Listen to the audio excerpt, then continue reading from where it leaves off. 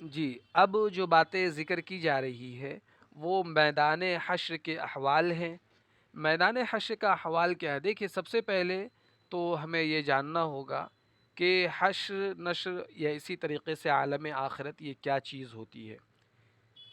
تو جیسا کہ یہ بات پہلے آئی تھی کہ پہلی دفعہ سور پھونکنے سے تمام عالم نیست و نابود ہو جائے گی، ختم ہو جائے گی، حتیٰ کہ خود حضرت اسرافیل علیہ السلام کو بھی موت آ جائے گی، اور اللہ تعالیٰ کے علاوہ سب کے سب فنا ہو جائیں گے۔ پھر دوسری بار سور پھونکا جائے گا تو تمام عالم دوبارہ زندہ ہو جائیں گے، مردے قبروں سے زندہ ہو کر نکل پڑیں گے اور سب جمع ہو کر میدان حشر کی طرف چل پڑیں گے۔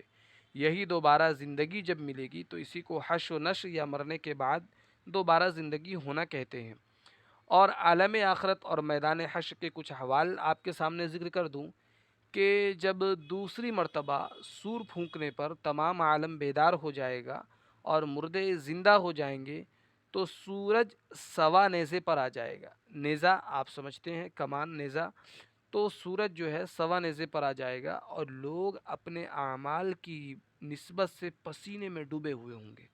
بعض ٹخنوں تک پسینے میں ڈوبے ہوں گے، بعض گھٹنوں تک، بعض ناف تک، اور بعض کو پسینے نے منہ تک ڈبو رکھا ہوگا۔ اس دن لوگ نشے کے بغیر مدہوش ہوں گے۔ عائشہ صدیقہ رضی اللہ تعالی عنہ حضور پاک علیہ الصلاۃ والسلام سے سوال کرتی ہیں، فرماتی ہیں یا رسول اللہ، کل قیامت کی دن سارے لوگ برہنہ ہوں گے، تو کیا شرم نہیں آئے گی ایک دوسرے کے سامنے اس طریقے سے برہنہ جسم رہنے سے؟ اللہ کے نبی علیہ الصلاۃ والسلام نے فرمایا کہ عائشہ، کیا پوچھ رہی ہو؟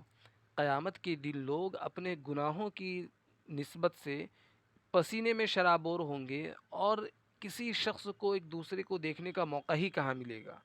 تو حدیث شریف سے یہ بھی معلوم ہوا کہ تمام انسان جو ہے اپنے گناہوں کی نسبت سے جس قدر گناہ ہوں گے اس قدر وہ پسینے میں شرابور ہوگا۔ تمام انسان حساب و کتاب کے لیے میدان قیامت میں جمع ہوں گے۔ ہمارے پیارے نبی صلی اللہ علیہ وسلم کی سفارش پر حساب و کتاب شروع ہوگا، اعمال ناموں کا وزن ہوگا، اور اعمال نامے کے وزن کے لیے میزان عدل یعنی انصاف کا ترازو ہوگا، جس کے داہنے پلڑے میں نیک اعمال اور بائیں پلڑے میں اعمال بد رکھے جائیں گے۔ جس کی نیکیوں کا پلڑا بھاری ہوگا ان کو نام اعمال سیدھے ہاتھ میں دیا جائے گا، اور جن کے گناہوں کا پلڑا بھاری ہوگا ان کا نام اعمال ان کے بائیں ہاتھ میں تھما دیا جائے گا۔ استاذ محترم، جب ہم کلاس میں پڑھ رہے تھے، اپنے درجے میں تھے، عربی پنجم کے اندر غالباً مجھے یاد ہے، اس موقع سے یا ترمذی شریف غالباً ذہن سے یہ بات نکل رہی ہے، تو استاذ محترم نے ایک عجیب بات ذکر فرمائی تھی۔ استاذ محترم نے یوں فرمایا کہ جب قیامت کا دن ہوگا اور امت محمدیہ کا حساب و کتاب ہوگا تو اللہ اگر کسی چیز کے متعلق سوال کر لے تو بظاہر انسان کے لیے جواب دے پانا بہت زیادہ مشکل ہے۔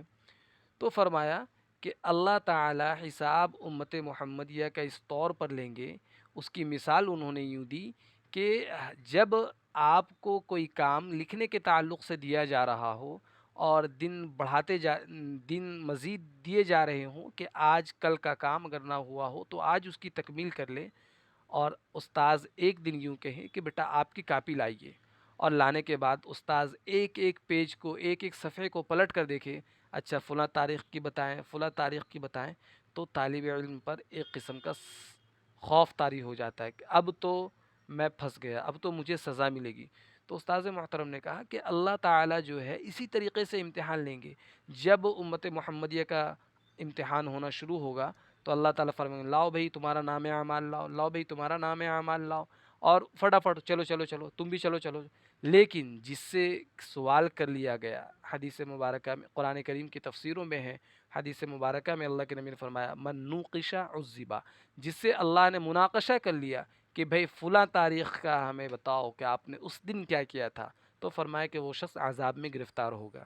اللہ تعالی ہماری حفاظت فرمائے۔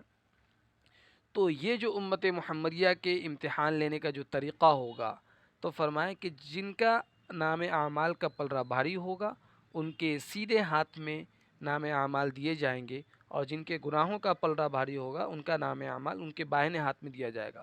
اور نیکوکار جو شخص ہوگا اس کی خوشی کا حال یہ ہوگا کہ سب کو اپنا نام اعمال دکھاتے ہوں گے، جب بدکار حسرت و افسوس کرتا ہوا پھرے گا، پھر سب کو پل صراط سے گزرنا ہوگا۔